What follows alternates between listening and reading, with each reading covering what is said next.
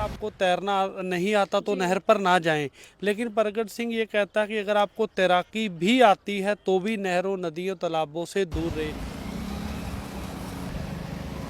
जितने भी हरियाणा के या कुरुक्षेत्र के जिले के स्कूल स्टाफ हैं, उनसे मेरी विनती रहेगी कि बच्चों का ख्याल रखें।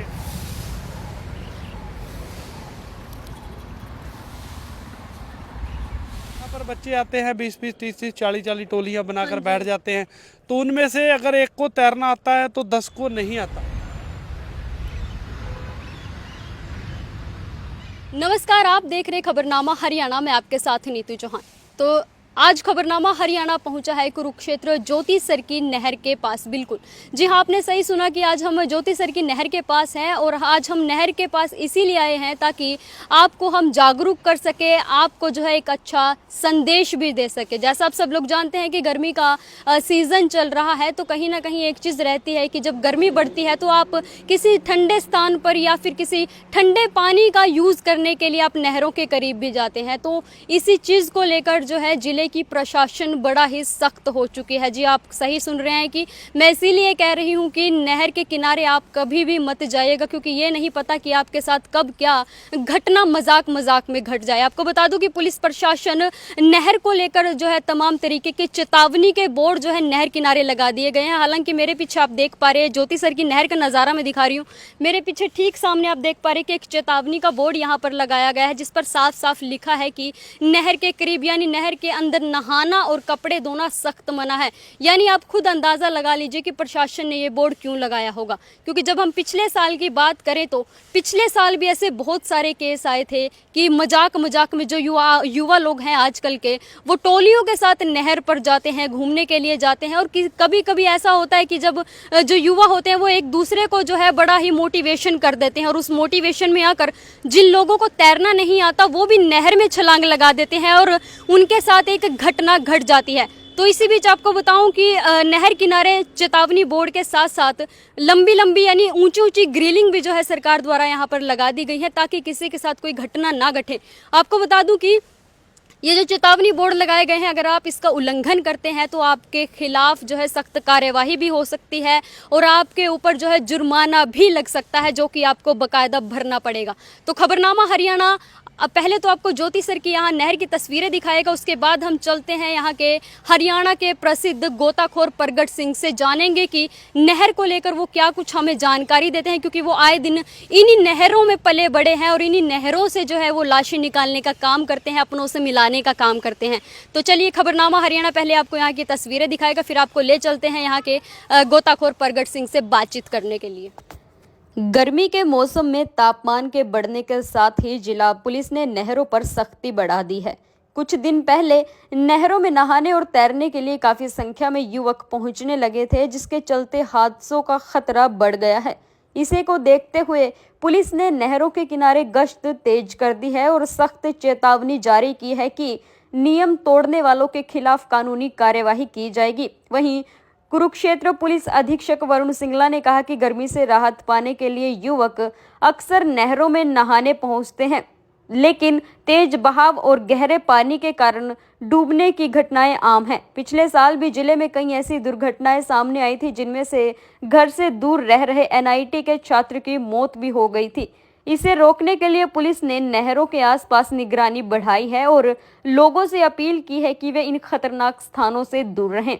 वहीं प्रशासन का कहना है कि नहर में नहाने वालों को पहले चेतावनी दी जाएगी, लेकिन बार बार उल्लंघन करने पर जुर्माना या कानूनी कदम भी उठाया जा सकता है। वहीं उन्होंने बताया कि कुछ दिन पहले युवकों को पुलिस ने नहर में नहाते हुए पकड़ा, जिन्हें चेतावनी देकर छोड़ दिया गया। किसी भी दुर्घटना को रोकने के लिए उन्होंने स्थानीय लोगों से भी सहयोग मांगा है, ताकि युवाओं को जागरूक किया जा सके।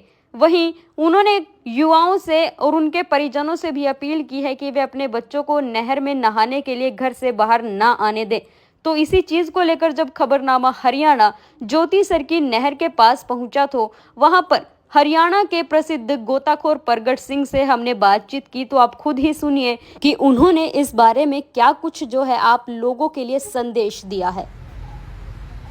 तो हमारे हरियाणा के प्रसिद्ध गोताखोर प्रगट सिंह अभी है खबरनामा हरियाणा के साथ जुड़े हैं। जैसा आप सब लोग जानते हैं कि आए दिन जो गोताखोर प्रगट सिंह है वो नहरों से तमाम तरीके की लाशें निकालकर जो है उनके परिजनों को सौंपने का काम करते हैं। यानी सीधी सी बात है कि वो आम जनता के लिए 24 घंटे जो है सेवा के लिए तत्पर रहते हैं। तो अभी इनसे हम बातचीत करेंगे। जैसे कि अभी गर्मी बढ़ने वाली है तो नहर के अंदर जो युवा लोग होते हैं वो तैरने के लिए या कोई शरारती चीज़ें करने के लिए लगातार नहर के यहाँ आते हैं, क्योंकि नहर का पानी ठंडा होता है। तो इसी विषय को लेकर गोताखोर प्रगट सिंह से बात करेंगे कि नहर को लेकर वो हमें क्या कुछ जो है संदेश देना चाहेंगे जो आपके लिए भी लाभकारी होगा। नमस्कार सर। नमस्कार जी सर, क्या बताएंगे, गर्मी का मौसम बढ़ रहा है, नहर के आसपास जो है युवा लोग भटकते रहते हैं, कोई तैरता है, कोई छलांग लगाता है, तो क्या लगता है क्या करना चाहिए हमें? हाँ जी बिल्कुल, पहले तो आपका तहे दिल से शुक्रिया। आपने बहुत अच्छी एक आवाज़ उठाने का कार्य किया, लाखों लोगों के भले का कार्य किया है।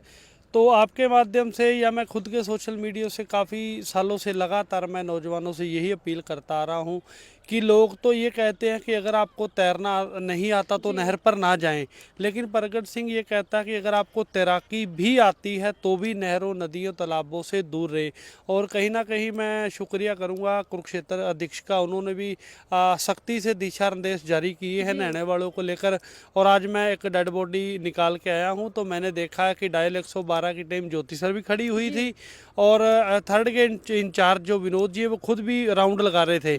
तो अच्छा प्रयास रहा है पुलिस का और आपके माध्यम से हम भी नौजवानों से अपील करेंगे, खास करके जो स्कूल प्रबंधक है उनसे मेरी अपील रहेगी। ज़्यादातर बच्चे क्या करते हैं कि स्कूल से छुट्टी मारकर भाग जाते हैं, निकल जाते हैं, वो घर नहीं जाते, वो सीधा अपने यार दोस्त साथियों के साथ नहरों पर पहुंच जाते हैं। तो स्कूल प्रबंधक जितने भी हरियाणा के या कुरुक्षेत्र के जिले के स्कूल स्टाफ हैं उनसे मेरी विनती रहेगी कि बच्चों का ख्याल रखें। हर माँ बाप से मेरी अपील रहेगी कि अगर आपका बच्चा 10, 20, 30 मिनट, आधा घंटा घर नहीं आया तो तुरंत बच्चे को ढूंढने का कार्य करें।